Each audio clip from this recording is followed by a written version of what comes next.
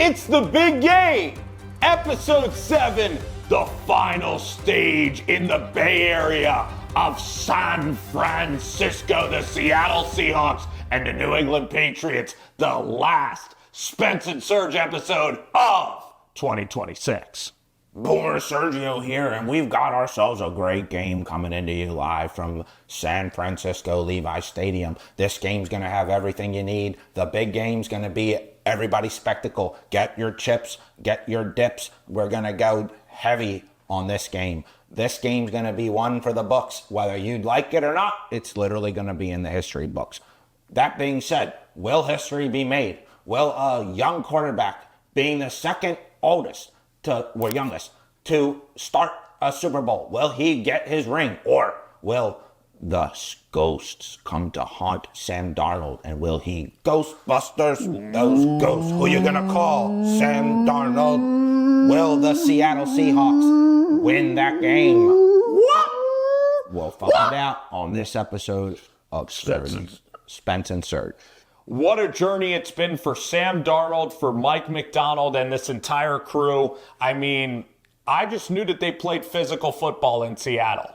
And last year they went 10-7 with Geno Smith.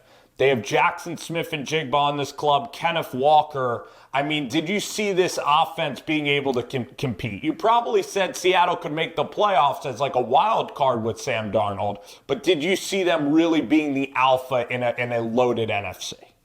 I'm going to be honest, I didn't see, and nobody did. The books didn't see it. Nobody saw it. To be honest with you, again, a lot of how the season goes determines who's going to be the hottest team or the team that wins the most games. At the end. Ultimately, like, I was a big fan of Mike Macdonald. We both discussed multiple different times. We love his system. We love his culture. We love all that stuff. So defensively, they were solid. It's an attacking culture, right? Yeah, like, don't play the game they want you to play. You play our game and you take our game to them. You know what I mean? I love that old school mentality, and he's a little bit of a holdover mentality of the older school. And it's a reason why there's two old school mentality coaches making it in your butt. They all make their money in the trenches. Right? Like that defensive line, they came in, they brought DeMarcus Lawrence, they came in, they got all those. So Byron Murphy played over at your school. Yep. He's a big he was an absolute stud. He's an absolute stud. He was a first-round pick. Mm-hmm. You have Gray Zabel on the other side. Talk about Serge. You look at scheme. They got some all names. Talk about like the Wink Martindale and the Ravens scheme for people who like know about the Ravens a little bit, but for people who might be new to football, their blitzing style, like Mike Macdonald was there. He was with Kirby Smart, like right out of high school. He actually went to high school in the state of Georgia. He was a frat guy at Georgia who was coaching with Kirby. Then he went to the Ravens, and then he was with Michigan with Harbaugh. Mm-hmm. What's his style of defense? Well, his style is trust. Trust in your players, your system, your schemes. It's taught from the ground up in probably the most elaborate / easy to implement way. Like, he's got his own way of creating his drills and everything like that. So that way you don't have to do as much thinking on the field. It's more so trusting that that guy's going to be in his spot, all that stuff. But like you said, it is attacking. Their pressure doesn't just come from their front four, but also it's unique. They stunt. They do all these different things to give themselves an advantage. They're the type of defense that I like to think of as how can we create an advantage for ourselves, whether it be through a look, a disguise, whatever that we're trying to do, make it easier for us to play defense. Don't make the offense have to like pick us apart. Right. Let's just make them have to guess. It's complex. Yes, it's very But for complex. your guys, it's like they're reading one key and then exploding. Yep. And that's the style I love in every single sport, where it looks really complex, but to your team, it's freaking easy. Mm-hmm. And that's for a lot of training. And you got to be an effective teacher. You have to teach it better. Yeah. And that's what I like about Seattle. I think that they have edge in that capacity. They have Aiden Durde, that's a British guy who's a defensive line coach from Dallas who's on that staff. You have Harbaugh's brothers, the special teams coach there. It is just, John Snyder's a good GM there.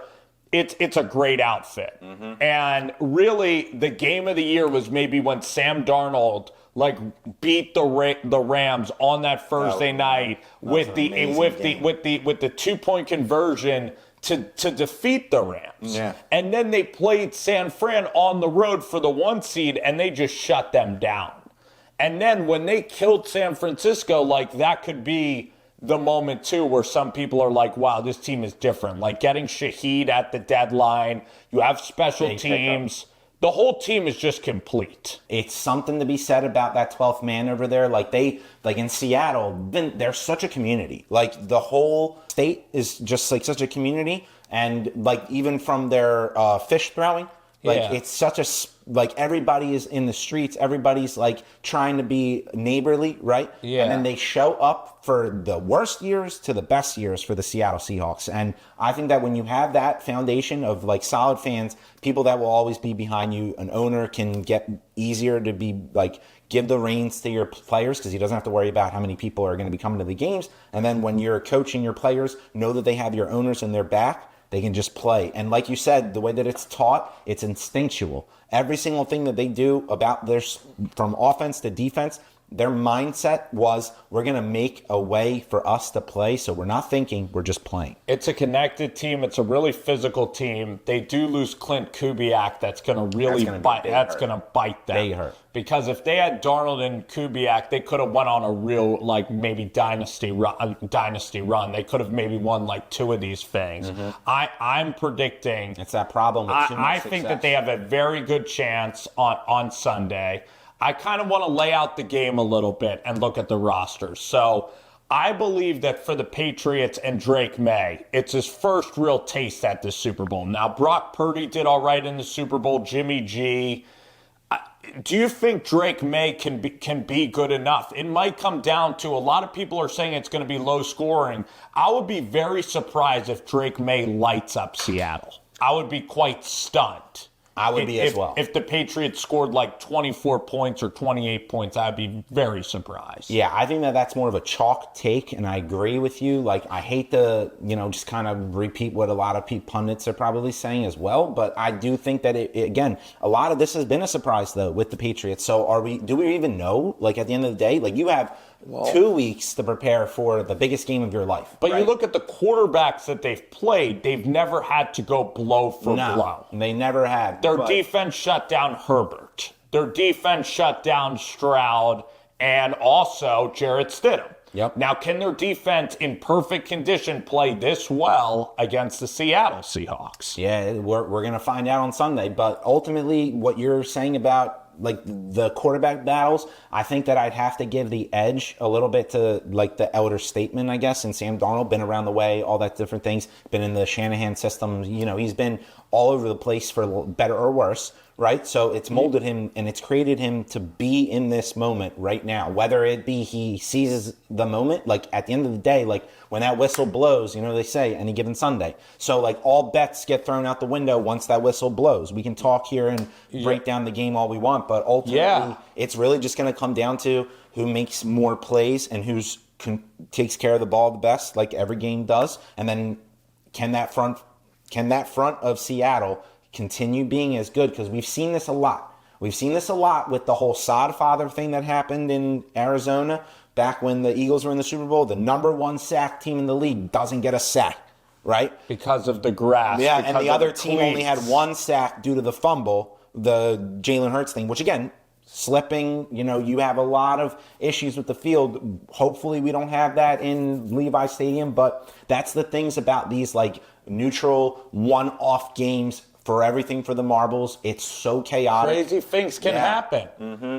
You look at the James Harrison interception return for a touchdown, 99 yards. Electric. Look at the first play of the game. Devin Hester returns the kickoff, and then it didn't even matter at the end. Hines Ward, Randall L., or even the Eli Manning Super Bowls, like Tyree. It's a game of runs. It's a game of runs. It will be. But the way Seattle has to win is like they beat the Broncos for their only Super Bowl, and I can see that happening with Drake Maye, but I can also see Darnold throwing an interception. I can see him doing that. And then the first half, because Sam in the back of his mind is going to think, can I really do this? If he still throws that interception, because he's never won it before. Yeah, no, and we're going The to first find out half what is so critical for Darnold to get off to a decent start. critical. I think they're going to be feeling each other out. I could see like a 14-10 first half actually in this game. Seattle obviously wants to win going away. I think for New England, do you think that they can run the football in this matchup? That's going to be their biggest challenge. Their biggest challenge is going to be running the football because they are a great run-stopping defense. They don't give up many yards per carry. I believe that they were the number one run defense. Seattle? Yeah, Seattle was. They're also the number one scoring defense in the NFL. They're the number one defense, like for all lack of a better term. But ultimately, this is the stat that I think is the biggest tell of how great their defense is. They were the number one team in defending third and long. Seattle Was, yeah. And guess who gets in a lot of third and longs because of the terrible sacks that he takes? Drake Maye. And that's why but Drake Maye's also during the year kind of gotten himself out of pickles by just being a great improviser. And he's a good runner. He's a better runner than people give him credit for. And he's pretty calm in the big moments. He is. But I can give him credit for Mike that. Macdonald is going to be scheming up crazy looks for Drake Maye. The reason why running the ball is effective, like I'll ask you this question, all right? If you could pick one team to coach, who would you pick? Who do you think has the more talented ball club? The most talented team, the Seattle Seahawks. The Seattle Seahawks. I agree. And if I'm Seattle, I'm going tempo. I don't want the game slow. Oh, yeah, that's going to When you have a better basketball team or you have a better football team, what do you go? Tempo, because more plays happen. Mm-hmm. You get to see more plays, right? You get to get more information. That's how North Carolina never got upset by the little guy in March Madness. Yep. That's how Virginia lost, because you play condensed. So the Patriots, if they run the football, the Patriots want it to be a boring game. They won 9-6. They want to muck and grind the game up. A Vrabel game. Yeah. That's how Vrabel works. They want, because if you run the football, guess what happens? You're ahead of the sticks, play action fake, and that clock's getting chewed. And then guess what happens? Sam Darnold can have a lot of passing yards, but if your red zone defense is fantastic, it's going to be a low-scoring game then. You can give up all the yards you want as long as you buckle down in the red zone. Yeah. So I'm laying out a Patriots way to win this football game. I have to issue a clarification. I misread my notes. Actually, the number one defense in third and long actually is the Patriots. It's the but Patriots number one defense. in pressure rate Is and probably limiting Seattle. explosive plays is Seattle. I'm going to look at Seattle. I think Nick Eamon-Worry, now I know he hurt his ankle, but I think Nick is a great player from South Carolina, and he landed in the perfect system with Mike Macdonald. So let's look at Seattle's defensive roster. Do you want to do that? Yeah, I can go through it right now. So we're going to do it, and I'm going to pull up their lineup. They run their nickel is Nick Eamon-Worry. They have Tyreek. Well, he lines up everywhere. Yeah, he does. He is like a utility. He plays like that star position. Swiss Army knife. They have Nick Wright in middle linebacker. They have Boy Mafe on one side. He's a Minnesota guy, isn't he? Yep. And then, I'm not going to even attempt to mention the names of their defensive tackles. But how about Devin Witherspoon? Witherspoon is a stud on one side. You have top 5 pick from where? Illinois. Yeah. There you go. Absolutely. Feel him up. You have a Wosu who's on this team. You also have I love this football team. Eagles legend. And this is, again, the differences in like why their players work for their system. You have Eagles legend Josh Jobe, who was in purgatory on our practice squad. Wow. And now he's playing meaningful minutes. And he got used. Yeah. Ernest Jones. Kobe Bryant. You know what? Ernest Jones, we're going to get to all of the props. We're going to pick the game. We're doing it all. It's just about that time on Spence and Sir.